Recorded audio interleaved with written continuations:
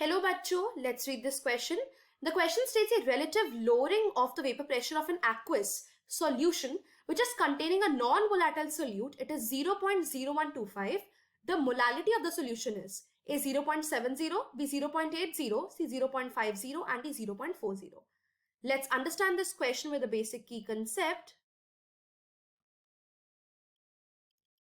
So first we need to understand कि जब भी हम किसी volatile solvent में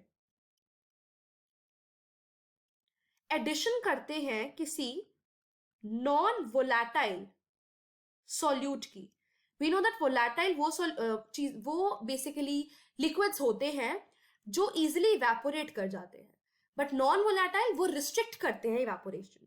सो अगर मैं किसी वोलेटाइल सॉल्वेंट में एडिशन करूं नॉन वोलेटाइल सॉल्यूट की, so what will happen, non volatile solute जो है वो सरफेस एरिया पे ऑक्यूपाई कर लेगा. मतलब उसका जो सरफेस है बल्क में नहीं बट उसका सरफेस ऑक्यूपाई कर लेगा. उससे क्या होगा, अगर मैं बात करूं कि इवेपोरेशन टेंडेंसी या एस्केपिंग टेंडेंसी सॉल्वेंट की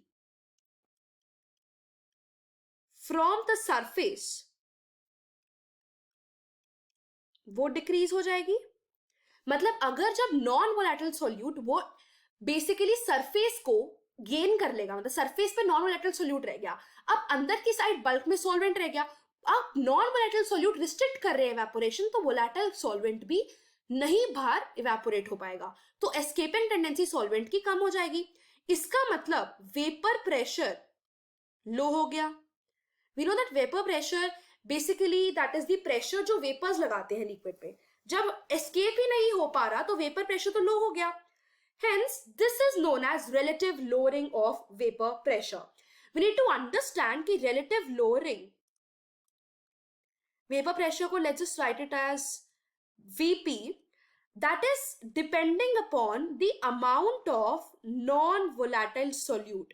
कितना non-volatile solute है उस पे डिपेंड करेगा कितना relative lowering हो रहा है.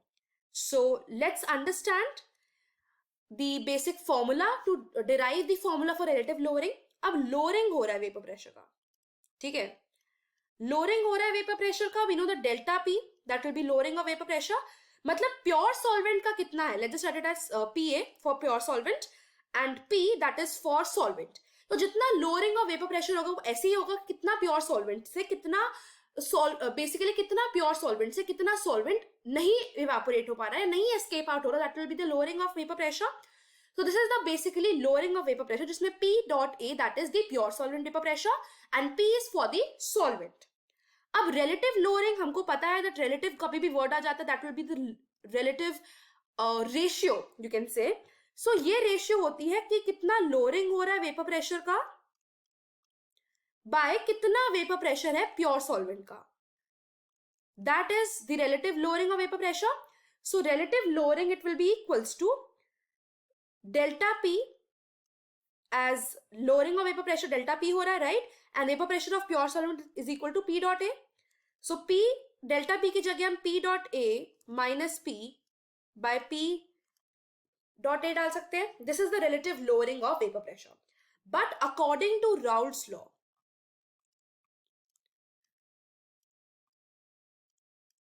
वो कहता है that relative lowering of vapor pressure, it is directly proportional to the mole fraction of solute. Hence, P dot A minus P by P dot A, it will be equals to some constant and mole fraction of solute. और हम solute को B ले लेते हैं suppose, ठीक है. अब हमको पता है मोल फ्रैक्शन किसके इक्वल होता है. सो P dash A minus P by P dash A, mole fraction होता है number of moles of solute bye Na plus Nb. अब हमको पता है दैट क्वेश्चन में भी एक्वस सॉल्यूशन दे रखा है. अगर एक्वस सॉल्यूशन है सो वी नो कि वाटर बहुत ज्यादा होगा, इसका मतलब Na बहुत ज्यादा होगा Nb से, इसलिए हम Nb को प्लस में निग्लेक्ट कर देंगे. इसका मतलब P dash A minus P by Pa it will be equals to NB/Na. हमने NB को निग्लेक्ट कर दिया क्योंकि एक्वा सोल्यूशन की बात हो रही है. एंड हम NB को ऐसे लिख सकते हैं, weight of the solute by molar mass of the solute, that is weight of solute by molar mass of solute. And Na को हम ऐसे लिख सकते हैं, that will B weight of solvent and molar mass of solvent. This is the final formula, right? P dash A minus P by PA, it is equals to WB by MB into MA by WB. Now हमको molality पता होनी चाहिए. Molality क्या होती है? Molality है कि कितने number of moles of solute हैं that is dissolved in 1 kg of solvent. That is molality. And इसका मतलब moles of solute by mass of solvent but in kg, right? Moles of solute को हम ऐसे लिख सकते हैं, that is WB minus MB, and mass of solute that will be WA, right? And for that अगर ये ग्राम में लेंगे तो ये 1000 से मल्टीप्लाई हो जाएगा. This is the formula for molality. Now let's find out कि हमको क्या क्या given है. सबसे पहले we are given with the relative lowering of vapor pressure,